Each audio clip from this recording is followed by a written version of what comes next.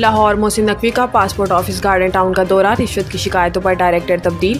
وزیر داخلہ کے دورہ کے موقع پر پاسپورٹ آفس میں موجود شہریوں نے محسن نقوی کو پاسپورٹ بنوانے کے لیے ایجنٹ مافیا کو رقم دینے کے ثبوت دکھائے۔ شہریوں نے وزیر داخلہ کو بتایا کہ پاسپورٹ آفس کی دیوار پر بھی پیسے مانگتی ہیں اور پیسے دیں تو پاسپورٹ کو پہیے لگ جاتے ہیں، گارڈ سے لے کر ہر کوئی پیسے مانگتا ہے۔ اس پر وزیر داخلہ محسن نقوی نے ڈائریکٹر پاسپورٹ آفس سے پوچھا کہ یہ کیا ہو رہا ہے۔ وزیر داخلہ نے ہر کوئی ایجنٹ اور عملے کی جانب سے پیسے لینے کی شکایت کر رہا ہے۔ محسن نقوی نے ڈائریکٹر اور اسسٹنٹ ڈائریکٹر سے سوالات کیے جس کے دونوں افسران جواب نہ دے سکے۔ وزیر داخلہ نے کہا کہ یہاں تو سب کچھ کھلے عام چل رہا ہے اور عملے کی ملی بھگت کے بغیر پیسے لینے کا سوال ہی پیدا نہیں ہوتا۔ شہریوں کو سہولت دینا ہماری ذمہ داری ہے۔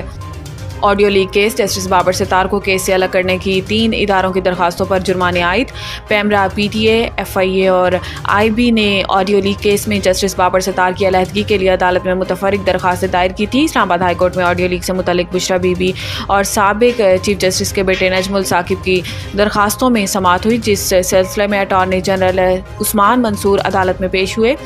دوران سماعت جسٹس بابر ستار نے کہا کہ پہلے تو متفرق درخواستیں طے ہوں گی، کس نے درخواستیں فائل کی ہیں ان کا فیصلہ کرنا ہے۔ اس پر اٹارنی جنرل نے بتایا کہ آئی بی، ایف آئی اے اور پی ٹی اے نے یہ درخواستیں دائر کی ہیں۔ عدالت نے کہا کہ آئی بی، ایف آئی اے اور پی ٹی اے سنجیدہ ادارے ہیں، ان کی درخواستیں سن کر فیصلہ کیا جائے گا کہ کس نے ان کو درخواستیں دائر کرنے کی اتھارٹی دی ہے۔ ایڈیشنل اٹارنی جنرل منور اقبال نے عدالت کو بتایا کہ ڈی جی ایف آئی اے نے اسسٹنٹ ڈائریکٹر کو اتھارٹی دی ہے۔ عدالت نے سماعت کے اختتام پر پی T A, F I A اور پیمرا کی درخواستوں پر بھی 5-5 لاکھ روپے کا جرمانہ کرنے کی درخواست خارج کر دی۔ پنجاب حکومت کا کسانوں سے گندم نہ خریدنے کا اقدام ہائی کورٹ میں چیلنج۔ درخواست فرحت منظور چانڈیو ایڈوکیٹ نے دائر کی، جس میں چیف سیکرٹری پنجاب سمیت دیگر کو فریق بنایا گیا۔ درخواست میں موقف اختیار کیا گیا کہ حکومت کسانوں سے گندم سرکاری قیمت پر خریدنے کی پابند ہے اور 3900 روپے فی من گندم خریداری کے لیے پالیسی جاری کی گئی تھی۔ حکومت نے 22 اپریل سے کسانوں سے گندم خریداری شروع کرنا تھی، لیکن حکومت نے اپنی پالیسی کے مطابق کسانوں سے گندم خریداری شروع نہیں کی۔ درخواست گزار کے مطابق بارشوں کی وجہ سے کسان سستے داموں گندم مافیا کے فروخت کرنے پر مجبور ہیں۔ سرکاری قیمت پر گندم خریداری نہ کرنے کسانوں کے بنیادی حقوق پامال کیے جا رہے ہیں۔ استدعا کی گئی ہے کہ عدالت حکومت کو کسانوں سے گندم خریداری کا حکم دے اور گندم مافیا کے خلاف کارروائی کے احکامات جاری کرے۔ پاکستان کے لیے $1.1 ارب کی قسط کی منظوری آج دیے جانے کا امکان۔ وزارت خزانہ ذرائع کے مطابق IMF ایگزیکٹو بورڈ کا اجلاس آج ہوگا، جس میں پاکستان کے لیے $1.1 ارب قسط کی منظوری متوقع ہے۔ ایگزیکٹو بورڈ کے اجلاس میں پاکستان کا کیس منظوری کے لیے پیش کیا جائے گا۔